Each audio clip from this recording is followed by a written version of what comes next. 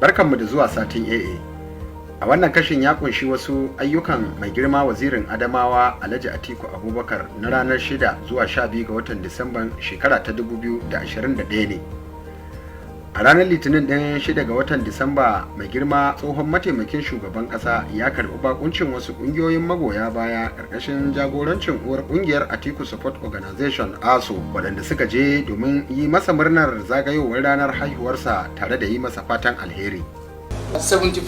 Shekara 75 kan ba ƙaramin abu ba ne, amma shi mai girma wazirin Adamawa yana da shekara 75 ɗin ma idan ka gan shi ka ce ɗan shekara 55 ne. Mai girma, mun zo mu gabatar maka da katin da aka yi shi cikin amincewar Ubangiji tare da gudunmuwar kowannenku.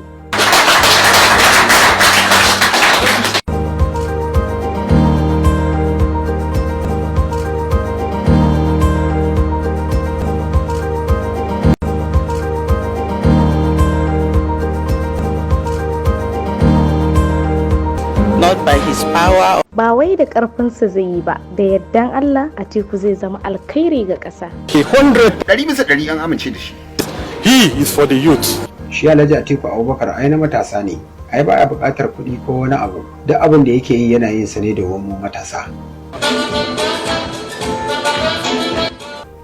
A bayan nan ne kuma tsohon mataimakin na shugaban ƙasa ya halarci wurin bikin ba da kyauta da kamfanin sadarwa na DAR ya shirya a karan farko domin murnar cikarsa shekara 25 da kafuwa.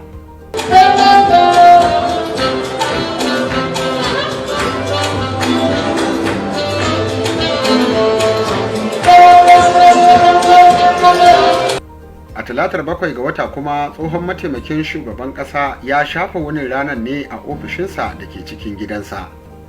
A larabar 8 ga wata kuma mai girma wazirin Adamawa ya karɓi bakuncin wasu 'yan majalisar dattijai ne a gidan nasa.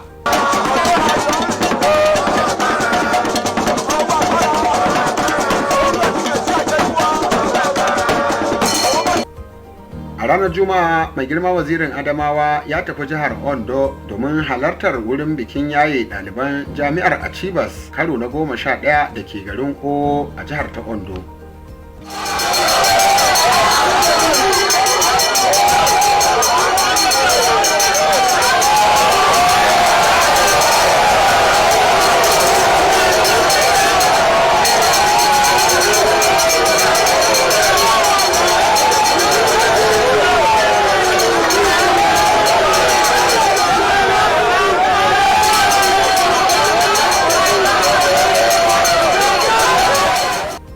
Kafin ya kai ga wurin taron, mai girma wazirin Adamawa ya ziyarci sarkin masarautar Oba Ojibade Ogunnoye na 3, daga nan ne kuma ya nufi wurin taron.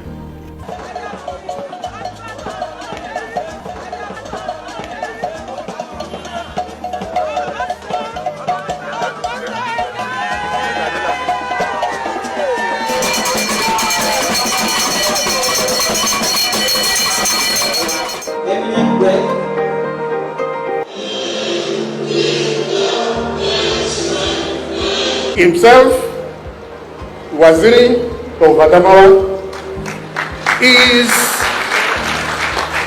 an educationist to the core.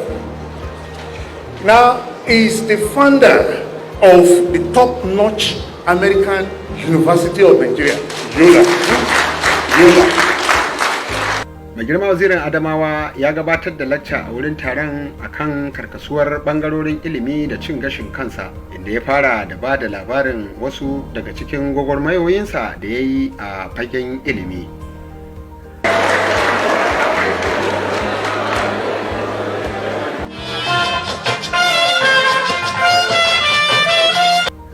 A bayan kammala taron ne aka shirya wa Atiku Abubakar liyafa ta girmamawa, inda aka ɗebe kewa da 'yan wake-wake da raye-raye na al'ada.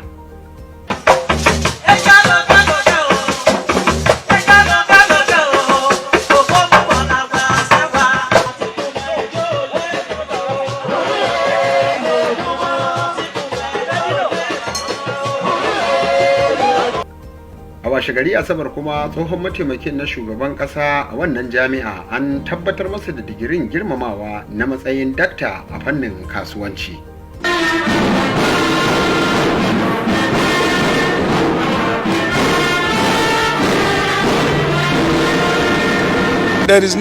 Tabbas lalle ne akwai buƙatar mu sake bibiyar manhajojin karatun jami'o'inmu. Haka zalika tsohon mataimakin na shugaban kasa ya kuma kaddamar da tubalin gina dakunan kwanan ɗalibai a wannan jami'a da ake kira da suna Atiku Abubakar Hall of Residence.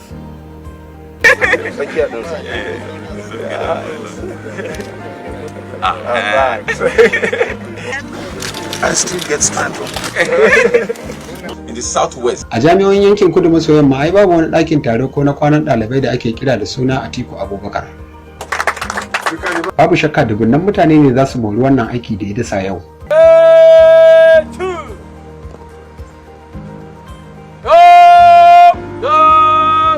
Daga nan sai Alhaji Atiku Abubakar ya yi sallama da birnin Akure zuwa birnin tarayya Abuja. To jama'a, wannan shine karshen AA Week din, sai ku biyo mu a shafukanmu na sada zumunta Facebook, Twitter da Instagram da YouTube domin ci gaba da samun waɗannan shirye-shirye. Mun gode.